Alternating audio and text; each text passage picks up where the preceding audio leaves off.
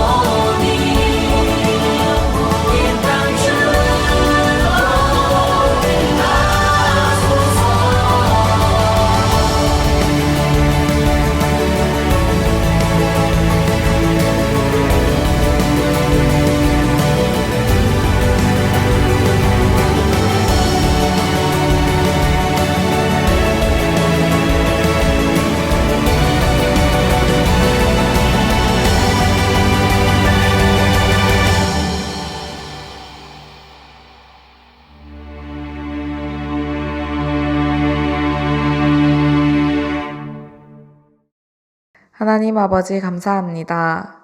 오늘도 이렇게 예배의 자리에 나와 예배 드리게 해주심 감사드립니다.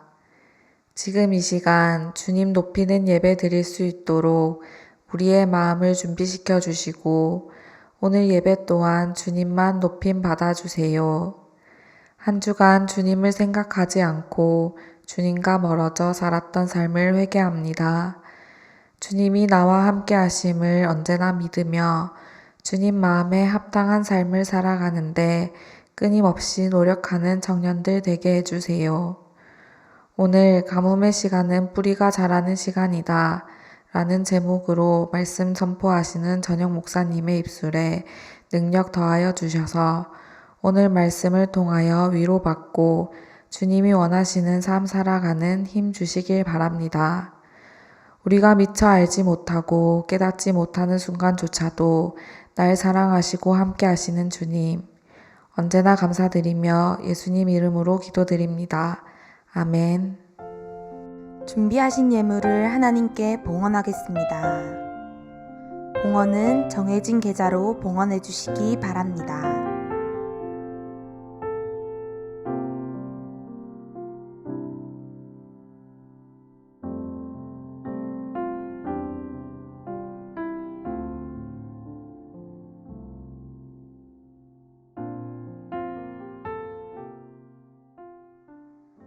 만복의 근원이 되시는 하나님 아버지, 오늘도 주께 감사하는 마음으로 예물을 드립니다. 이 예물 위에 친히 함께하여 주시되 이 예물의 영광을 주께서 홀로 받아 주시옵고 이 예물이 쓰이는 곳곳마다 주님의 이름과 주님의 영광이 드러나게 하시며 새벽 이슬과 같은 주의 젊은이들 드리는 예물 위에 많은 기도의 제목들이 있사오니 응답의 역사 또한 허락하여 주시옵소서. 감사드리며 예수님의 이름으로 기도드립니다. 아멘. 오늘 하나님께서 우리에게 주시는 말씀은 누가복음 7장 18절에서 21절입니다. 요한의 제자들이 이 모든 일을 그에게 알리니 요한이 그 제자 중 둘을 불러 주께 보내어 이르되 오실 그이가 당신이오니이까 우리가 다른 일을 기다리오리이까 하라 하매 그들이 예수께 나아가 이르되 세례 요한이 우리를 보내어 당신께 여쭈어 보라고 하기를 오실 그이가 당신이오니이까 우리가 다른 일을 기다리오리이까 하더이다 하니 마침 그때에 예수께서 질병과 고통과 및 악기 들린 자를 많이 고치시며 또 많은 맹인을 보게 하신지라. 아멘. 오늘 말씀은 세례 요한과 그 제자들에 관한 이야기입니다. 세례 요한 하면 가장 먼저 드는 생각이 있습니다. 믿음 좋은 사람. 실제로 누가복음 오늘 말씀에 28절만 보더라도 여자가 낳은 자 중에 세례 요한보다 큰 자가 없도다, 이렇게 기록되어 있을 정도로 믿음이 좋았던 사람이 바로 요한이었습니다. 그러나 오늘 말씀의 시작을 보면 그런 세례 요한의 믿음조차 온전한 믿음은 아니었음을 알 수 있습니다. 그 자체도 불완전한 믿음이었습니다. 오늘 말씀은 충실하게 오실 메시아를 증거하던 그 세례 요한이 예수님을 향해 품고 있던 질문과 회의감, 이것들을 기록하고 있습니다. 순간 생각할 때는 믿음 좋은 세례 요한이 어떻게 이럴 수 있지? 이런 생각을 가질 수도 있지만 이 사실 회의감이라는 것, 이것은 우리 역시 인생의 고비마다 품어보는 솔직한 의문과 고민이기도 하기 때문에 믿음 좋은 요한도 이런 회의감이 있었다는 것을 보면 한편 우리 마음에 위안을 얻게 되기도 합니다. 그러나 오늘 말씀은 우리에게 마음의 위안을 주는 데서 그치는 것이 아니라 세례 요한과 같은 인생의 회의감이 찾아올 때 우리가 이것을 어떻게 극복해 나가야 할지 그 방법 또한 알려주고 있습니다. 그리고 그 메시지를 알아가기 위해서는 우리는 오늘 말씀이 기록된 배열에 주목할 필요가 있습니다. 먼저 오늘 말씀은 제자들이 세례 요한에게 이 모든 일을 알리는 것으로 시작합니다. 18절 말씀입니다. 요한의 제자들이 이 모든 일을 그에게 알리니. 여기서 이 모든 일이라는 것은 직전 사건인 이 나인성 과부의 아들을 살리신 사건, 이 사건을 비롯해서 요한이 옥중에 있었던 기간 동안 예수님께서 행하신 이적들과 기적들을 말하는 장면입니다.